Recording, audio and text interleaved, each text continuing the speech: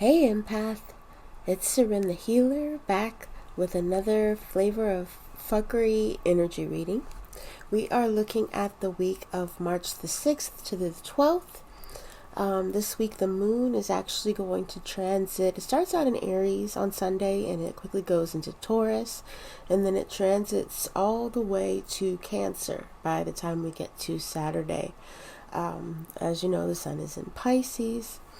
And the sun is transiting from the 63-6 on Sunday, and then it goes into the 22, and we follow the lines of the 22 all the way to the end on Saturday. All right, so the line story for this, honestly, it is someone who's coming into the week nostalgic about something from the past, something that they wanted in the past, or something that was easier than the path that they're on now.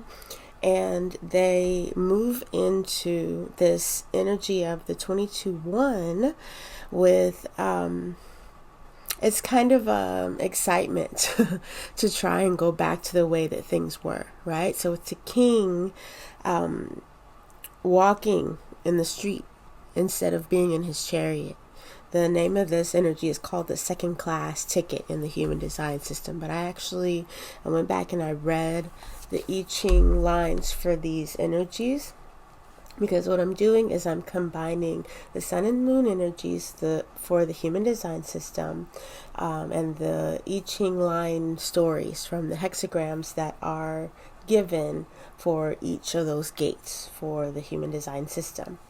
Okay, so the line story goes from being nostalgic, wanting to go back to a different type of energy, and coming into a position where, yes, you're higher than, you could be riding in this chariot, but either something happens, you break a wheel and now you have to walk, or it's a situation where you're wanting to go backwards, so you're walking intentionally to get this different experience and perspective. And while you're there, on Tuesday we go into the line 2, which is called Charm School. So this is about learning old customs, old ways, learning how to impress people of an older mindset, and picking up their skills in order to gain status in their eyes. So with the line 3, you get to the position to where you're more in control. You're in a more experimental energy with this. How far can I push it? How good can I get at this? How, what does it affect? What keys, what doors does it unlock? What can I do with this energy, kind of thing. And then in the line 4, they called it sensitivity. In the I Ching, they talk about coming in with an offer of marriage, like you're opening yourself up to this experience and what it could bring for you, right? So then we move into the line 5 on Friday, which is called directness, with that being a 5 energy, that teacher energy. It's I see it as a moment of a revelation. The Thursday energy is lining up with some stuff that's going to be kind of hard, so I feel like moving into Friday you'll actually see what it was all about. And then on Saturday, that's that last line of the hexagram 22, and it is called maturity. So in this energy, we get an understanding for how to use this tool and how we can use it alongside the tool that we gained last week that we wanted to throw away. All right. With the nostalgia energy, we were wanting to give that away, right? So going back through the hexagram, on Sunday, we are in a yin energy. Monday, we're in a yang energy. Tuesday, we're in a yin energy.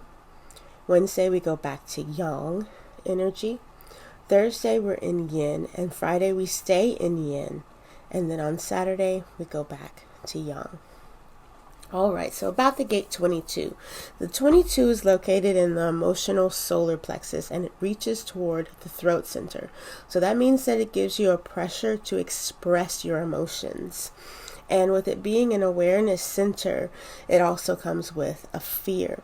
So unless you have the gate 12 active in your personal chart, you might not actually have the manifesting energy or the words for the emotions that you're feeling. You're just feeling this pressure to, I've got to express this somehow, right? And so it also, the fear that is activated with this is a fear of silence.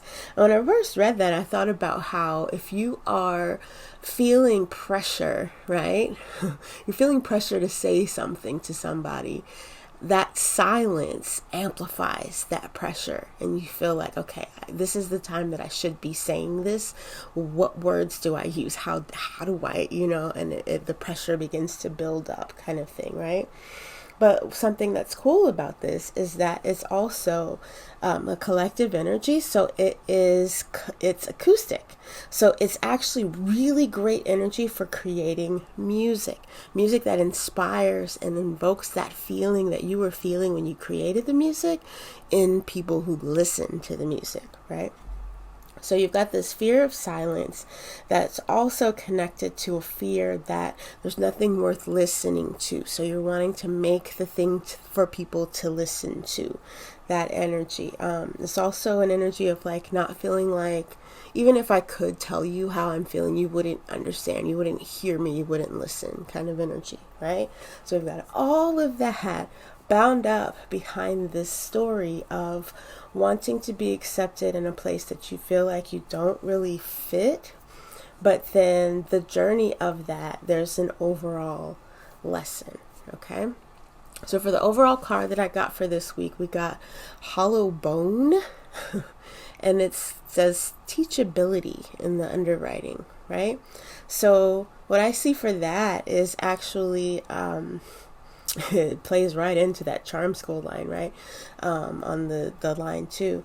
But also it's about humility, being teachable, being in a position where you are open to being the newbie, the beginner. You're giving yourself permission to not know things and to be taught. So there's that. The chakra card that we got was a sacral chakra card. It's called the Rose's Kiss. And I had a funny thought when I saw that one. But anyway, the card for Sunday that came out was the Knight of Pentacles in reverse. We have the King of Wands, my bad. King of Wands for Monday. The Three of Cups for Tuesday. The Four of Wands in the reverse for Wednesday. Then we have the Nine of Pentacles in reverse for Thursday. And Thursday is actually going to be a hard energy with the moon. We're going to have a 14-hour void moon on Thursday. And on Friday, we have the Empress in the reverse, followed by Saturday with the Temperance in the reverse. So how I saw this fitting into my story was with this Knight of Pentacles in reverse. It actually looks like someone wanting to give a gift back. You're not wanting to follow this spirituality path anymore. You've gotten down off of the horse, but you're also going back home. You're going back in the direction that you came from. Yes, that's different from what this card usually means, but that's what I see in this. And then on Monday, here you are walking into your old village, your old town on foot, like, haha, I've returned, right? And they accept you. Look at Tuesday, the Three of Cups. They accept you and they're like, oh, here's what we started, while you were gone. This is what we've been learning. This is what we've been doing. You'll fit in great, right?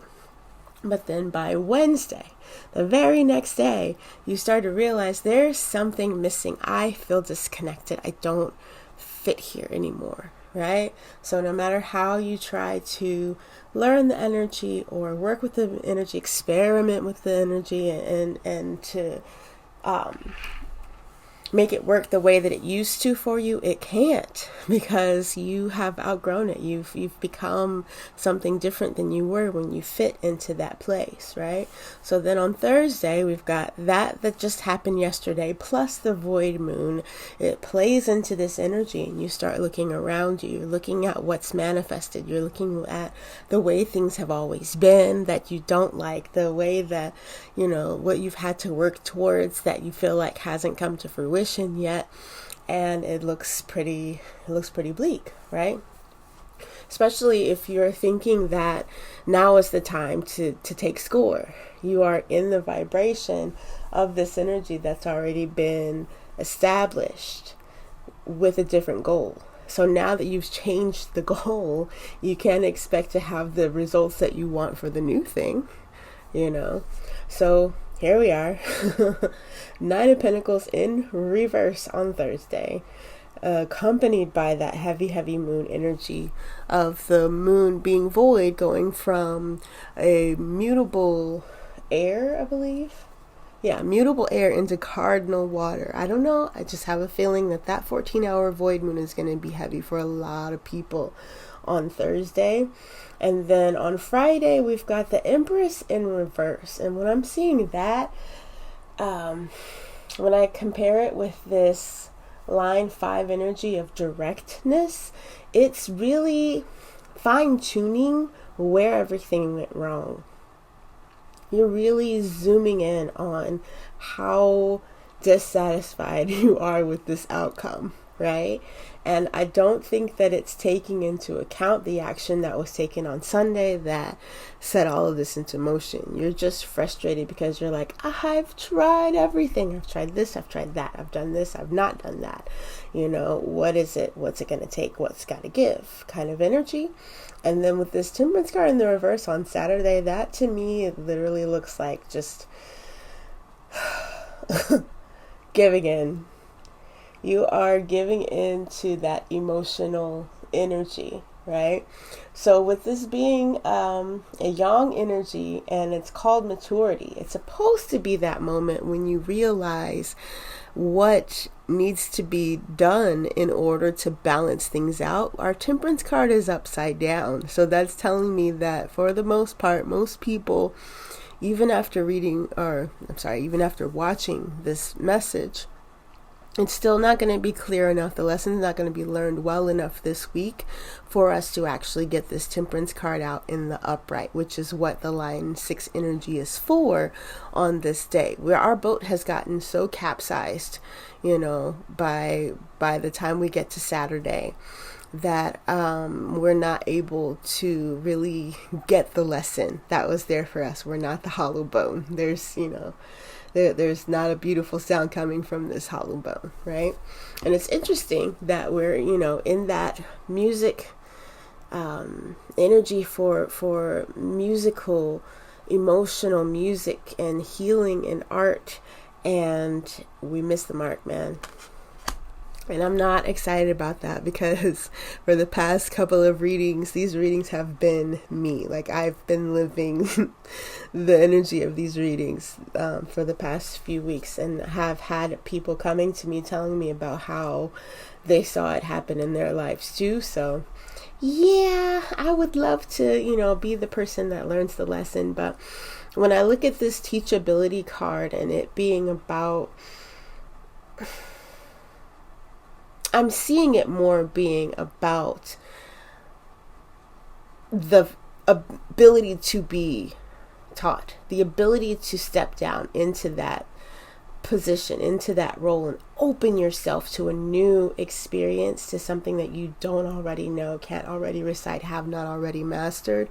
There's a gift in that itself this week, and that's going to have to be our silver lining and our takeaway, because the goal is not going to be met this week. So you're going to have to get to a place to where you see that ability to switch gears, and you see the ability to switch gears as a possibility, or possibility that you will be able to find that middle ground, right? I've done both of the extremes. that means that somewhere in there I have the keys, I have the formula to find that middle ground, because I know exactly the full span of this energy signature. I know what it's like on the dark side, I know what it's like on the light side. I can find the middle now, you know. So when I pulled these last 3 cards, they were with the intention to be the first one for the manifesting generators and generators, the second one for the manifestors, and the third for the projectors, because those are the main 4 energies that I see of human design charts that come across my desk. I have yet to meet a reflector. I know you guys are out there, but I don't think we have any on the network, so I'm just pulling cards for these. But you could also look at it as a pick a card and, you know, pick 1, 2, or 3. It would literally just be from left to right, 1, 2, or 3.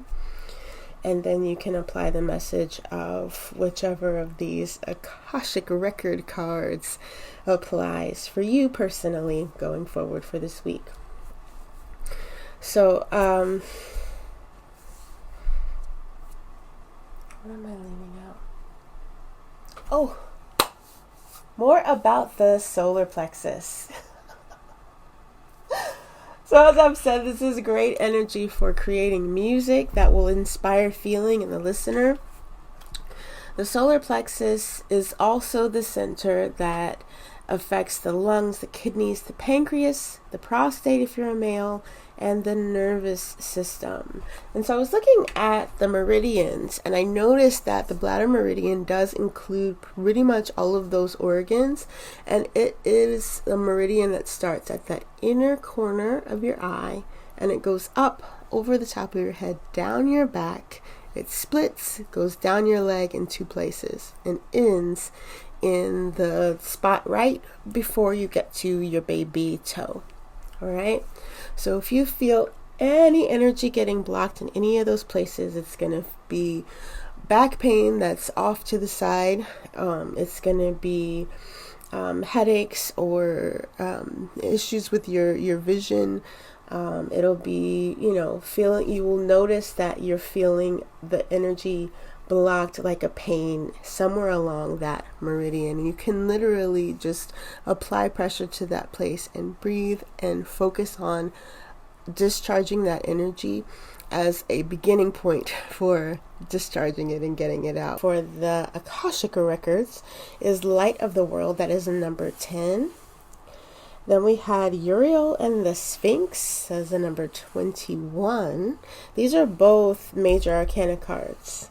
And then we had the 8 of Forces, the Lightning Bolt card. And I believe Forces are wands, but this card, the energy of this card is very, very much like a Tower card. It is the moment of a tree getting struck by lightning. And what I really enjoyed about reading about this card in the book was that they give you the visualization of imagining you absorbed that lightning energy from it striking close by you and causing mass destruction, right? Something was burned, something fell apart. But you took that energy into yourself, and now you have the ability to direct it towards something in your life. What would that be? That was really nice to read for that one. The Uriel and the Sphinx card number 2, I'm going in reverse order. I don't know why. The Uriel and the Sphinx card is about Uriel, the archangel, coming to the Sphinx for knowledge about mystery things, right? This is a symbol of power and mystery together. So Uriel is coming for that information, and it's about accepting your light and your abilities and your gifts. And then we've got card number 1, the Light of the World. That is another major arcana in the Akashic tarot deck, and this one also is very similar to the Uriel and the Sphinx card. This is literally this guy's higher self knocking at the door, but he's so distracted. It looks like maybe he's feeding his cat, I'm not sure, but he's so distracted that he doesn't notice that this opportunity has come for him and that it's there, right? So again, it's acknowledging your light, acknowledging your connection to spirit and how those messages are coming in. And it's literally like a little one on your inbox, like, hey, there's a message here for you. You're going to come get it. So these felt a little separate from the message that I got for this week, but it's definitely about staying open. It is about being flexible, an energy of humility, an energy of being open to learning the lesson and seeing something in a different way. I feel like I say that a lot. But I don't know. I think it's not as a choice this week. It's coming in a way that is it's a wide brush. It is a very wide brush. So it's going to affect a lot of different things. I'm going to be honest, this is my second time dealing out this spread today. The first cards that I picked were saying the same thing but a lot harsher. And I literally wiped the desk and said my prayer and redealt the cards because I needed this message to come in a way that I would have words for that that weren't unsettling to myself, let alone sending that message out to other people and having you guys be like, wait, what? So I hope that it is helpful. The solar plexus chakra is solar plexus center is the center that the sun is in for this week, but the chakra card that I pulled was actually a sacral chakra card. We got the rose's kiss.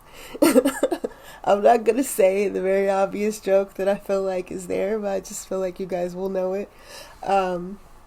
But I went ahead and included some sacral chakra energy vibes here at the end of the video for you. So what you'll want to do for that is you're going to get comfortable. You're going to put your phone on your chest so that you can actually feel the buzz that's going to come in from the singing bowl. And I want you to literally just take the next few seconds. I believe it's like a 2-minute sound bath that we did at the end, and take that and open yourself to balancing that sacral chakra. Anytime you need that this week, be sure to come back and rewatch that part of the video just to get the sound frequency healing that is there. I'm going to layer it with some Reiki, and that will just be your energy boost for the week. Opening the sacral chakra is going to subdue the solar plexus chakra a little bit, so it might help you to temper those emotions a little bit. It might help you to balance the energies between those two chakras, and maybe you'll be able to more easily discharge any emotional energy by balancing it out with some sacral energy. Just depending on where you're at with being able to transmute and to discharge energies, it might be helpful. Also, it feels yummy, to just kind of zone out and listen to a sound bowl for a few seconds. So that could actually be a good emotional check-in to kind of, help you to ground, bring yourself out of the solar down into the sacral, and then do some grounding stuff to get you down into the root and balance those lower 3 chakras out. I hope you find this helpful, and I look forward to seeing you guys all back here again next week. Bye now.